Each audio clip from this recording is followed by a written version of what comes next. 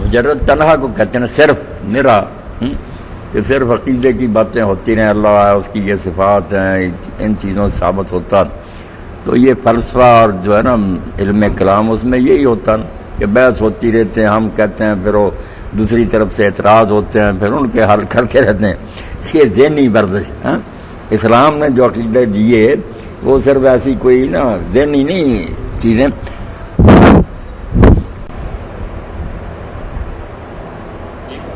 جی تو مجرد نظریہ تو یہ ہوتا کہ صرف آدمی معلومات اپنی بڑھانے کے لیے نا حضور کب پیدا ہوئے، آپ کے والد کون تھے، آپ کا خاندان کیا تھا، جب کو پوچھے تو وہ جواب دے سکے. یہ ہوتے ہیں محض علمی خیالات. مگر وہ سید قطب بتا رہا نا کہ اللہ کے رسول نے جو عقیدہ پیش کیا وہ صرف کوئی ایسا ہی نہیں نظریہ تھا، بلکہ ساتھ ساتھ نا وہ عمل کو متاثر کرتا تھا. جو بات ذہن میں بیٹھتی جاتی تھی اللہ کے بارے میں، رسول کے، قیامت کے، وہ اپنے رنگ میں رنگ دی جاتی تھی. اس لیے پھر لوگوں کی مخالفت بھی شروع ہوگی کہ یہ کیسے بنتے جا رہے ہیں، پرانے رسم و رواج کو چھوڑ کر نئے قسم کے انسان بن رہے ہیں. تو مزاحمت اور کشمکش شروع سے شروع ہوگی. ورنہ اگر صرف نظری بات ہوتی کہ ہم اللہ کو سجدے کریں گے، دوسروں کو نہیں، ابو جہل دوسروں کو کیا اعتراض تھا، وہ اپنے کرتے رہتے، یہ مسلمان اپنا کرتے رہتے. مسئلہ تو تھا کشمکش کا کہ جنگ شروع ہو گئی کہ مسلمان جو اللہ کو مانتا تھا وہ ساتھ ہی کہتا تھا اب میں دوسروں کو نہیں مانوں گا اور نہ دوسرے لوگوں کو ہی ماننے دوں گا. اس خرابی کو ختم کرنا، شرک کو، یہ جہاد شروع ہو جاتا. یہ سید قطب یہ کہہ رہے ہیں کہ وہ ساتھ ساتھ یہ عقیدہ ان لوگوں کو اپنے سانچے میں ڈالتا جاتا تھا، پھر دوسروں کی طرف سے اس کی مخالفت شروع ہوتی تھی تو وہ بھٹی میں ڈالے جاتے تھے نا، مصیبتیں آتی تھیں، آزمائشیں، اور رگڑے کھاتے تھے، بنتے جاتے تھے لوگ. مولانا سید ابو العلا مودودی رحمۃ اللہ نے جو خطبہ دیا تھا نا علی گڑھ یونیورسٹی میں، جب یہ مسلم لیگ کی تحریک زوروں پر تھی تو اسلامی حکومت کس طرح قائم ہوتی ہے، یہ چھپا ہوا ہو. مولانا چیختے چلاتے رہے کیونکہ 2 جلدیں پہلے مولانا نے لکھی نا، جس کو یہ احسان فراموش ہوگا، ذکر ہی نہیں کرتے کہ مسلم لیگ کے پاس تو کوئی بات ہی نہیں تھی کہ ہندوؤں سے الگ کیوں ملک لیا جائے. بہت سے بڑے بڑے عالم بھی کہتے تھے کہ ہندوؤں کے ساتھ مل کر انگریز کو نکالیں، اکٹھی حکومت بنائیں.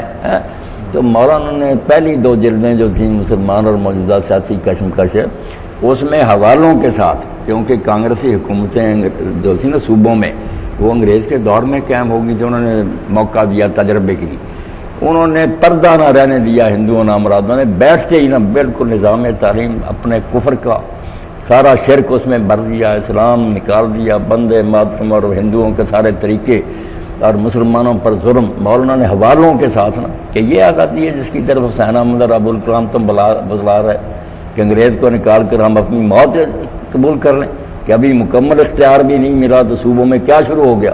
وہ 2 جلدوں میں ایسا بم مولانا نے پھینکا نا کہ کانگریسی مولویوں کے پاس کچھ نہ رہا. مسلم لیگ وہی لٹریچر تھی جو لیے پھرتی تقسیم کرتی تھی. مسلمان اور موجودہ سیاسی کشمکش، حصہ اول اور نو، اور مسئلہ قومیت جو حسین احمد کا رد تھا کہ قومیں وطن سے نہیں بنتی، دین کی بنیاد پر بنتی. ہندو اور ہم 2 الگ قومیں، بہت زبردست چیز. اسی وجہ سے علامہ اقبال کو مولانا مودودی بڑے پسند تھے. مگر جب نوبت آئی اس بات کی کہ کانگریس کو تو مسلمان الحمدللہ چھوڑ گئے، زیادہ قائد اعظم کے ساتھ ہو گئے، مسلم لیگی بن گئے. مگر مسلم لیگ جو کہتی تھی کہ بس 2 آنے کے 4 آنے کے ممبر بنتے جاؤ، بے شک کوئی دہریہ ہو، کمیونسٹ ہو، جاگیردار ہو، اس طرح اکٹھے کر رہے تھے اور کہتے تھے پاکستان میں اسلام آئے گا. تو مولانا نے پھر یہ کہا کہ جیسے کوئی آدمی نیم کا درخت بو کر وہاں سے یہ کوشش کرے کہ میٹھا پھالا نہیں، اگر کرنا ہے نا کام باقی تم نیت سے چاہتے ہو کہ اسلامی حکومت بنے تو اس کے لیے شروع سے پھر اس اسلام کو پیش کیا جاتا.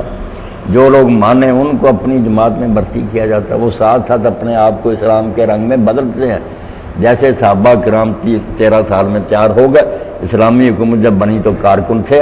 تو مولانا یہی کہتے تھے کہ ایسے لوگ کے دہری اور بے دین جو نماز تک نہیں پڑھتے یہ ممبر بنتے جا رہے ہیں، ان سے اگر یہ توقع رکھی جائے کہ پاکستان بنتے ہی ابو بکر عمر بن جائیں گے تو یہ تاریخ میں ایک انوکھا معجزہ ہوگا بھائی تم کر کے دیکھو. میں تو سمجھتا ہوں کہ غیر فطری چیز ہے کہ کبھی نہیں ہو سکتا کہ جنہوں نے ایک دن کے لیے اسلام نہیں سیکھا، اپنے اندر نہیں اس اسلام کو اتار، کس طرح یہ ولی بن جائیں گے؟ وہی ہوا پھر پاکستان بنا، یہ کافروں سے بدتر انہوں نے پھر معاملہ کیا. تو اسلامی حکومت جو کس طرح قائم ہوتی، یہی سید کو سے بڑی بات تھی کہ ایک عقیدہ دین پیش کرتا، اس عقیدے کو جو مانتے ہیں وہ ساتھ ساتھ اپنے آپ کو پھر اس رنگ میں رنگتے ہیں. وہ تیار ہو جاتے ہیں کہ جب اقتدار ہاتھ میں آئے تو پھر وہ وہاں بیٹھ کر اللہ سے ڈرتے رہیں، شریعت کی پابندی کریں. پاکستان بنیا کہ کوئی جماعت میں کوئی تنظیم ایسی ہے کہ جنہیں اس قسم کا کوئی ادارہ بنایا ہوئے کہ وہ مسلمانوں واسطے لگا؟ بس یہ جو مولانا مودودی رحمۃ اللہ علیہ نے ندوۃ العلماء میں ایک لیکچر دیا تھا اسلام کا نظریہ تعلیم، اس کی طرف نہ مودودی صاحب کے دور میں کوئی قدم اٹھا، نہ بعد میں کوئی کوشش ہوئی، وہ کام نہیں ہو سکا. مولانا نے کہا تھا کہ انقلاب امامت کے لیے نا دنیا کی باغ ڈور سنبھالنے کے لیے ایک ایسا نظام تعلیم چاہیے جس سے بیک وقت دینی مدرسوں کی ضرورت نہ رہے، اس میں سے جو نکلے وہ فقیہ اور مجتہد بھی ہوں، عالم ہوں، پرہیزگار اور ولی، ان کی تربیت، اور ساتھ دنیا کے علم جو ہے نا یہ ملک کو چلانا یہ بھی جانتے، جرنیل نکلیں، کمشنر نکلیں، یہ علم اکٹھا کیا جائے، جو علم اب تک ترقی کر چکا وہ بھی پڑھایا جائے، ساتھ دینی علوم بھی پڑھائے جائیں، تربیت بھی کی جائے. یہ ادارہ نہیں کیا. اب یہ تحریک اسلامی والے بیچارے بھی یہی کوشش کرتے تھے کہ کوئی نصاب بنایا جائے کوئی اس کا، مگر وہ جگہ لی پھر وہ بھی نہیں بات. اب وہ ڈاکٹر محمد امین صاحب نے جو ایک اسکیم شروع کی ہے نا، اس کا اعلان ہوا، رسالہ بیداری میں بھی آیا، نوائے وقت میں بھی، اس کے بارے میں انہوں نے اعلان بھی کیا کہ جو زیادہ معاون ہمارا بننا چاہے وہ تو 5 لاکھ دے، زندگی بھر کے لیے ہمارا ورنہ 1 لاکھ ہی دیں. اگر یہ بھی نہیں تو ہمارے لیے دعا کریں. وہ پوری اسکیم پڑھنی چاہیے، بڑے بڑے قابل لوگ ان کے ساتھ شامل ہیں. انہوں نے ادریس بھائی یہی کیا کہ پہلی سے لے کر ایف اے تک تو انہوں نے نصاب ایسا تیار کر لیا ہے، بڑی ٹیمیں ہو کہ سارے علوم جو نا یہ بیالوجی، کیمسٹری اور فزکس وغیرہ ان کو دین کی بنیادوں پر، ڈیریوں نے جس میں کفر بھر دیا نا کہ کچھ چیزیں صحیح ہیں جو لیبارٹری مگر ساتھ دہریت بری کہ اپنے آپ ہی سب کچھ ہو رہا، دینی بنیادوں.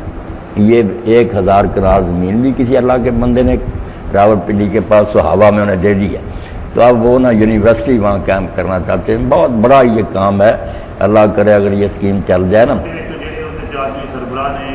ان کے نام بھی آئے، رسالہ بیداری میں آئے، بڑے بڑے نا دینی عالم بھی، اور یہ ریٹائرڈ جج صاحبان بھی، اور بھی بہت اچھا گروہ ہے وہ.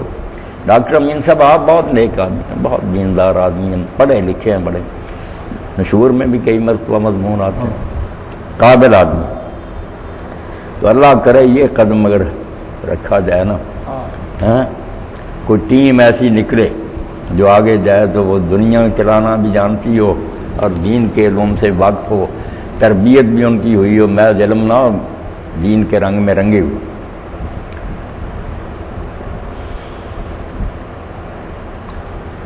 وہ خادم صاحب نے وہ لے لیا تھا مضمون، فوٹو اسٹیٹ کرایا، اب اس کے ساتھ پتہ نہیں تھا، وہ پتہ رسالہ بیداری سے پتہ لگا، وہ آیا نا سندھ سے تو اس میں تھا، تو پتہ بھی آپ لیں، ان کے ساتھ رابطہ کرنا، ان سے تعاون بھی کرنا چاہیے. بہت اچھا کام ہے.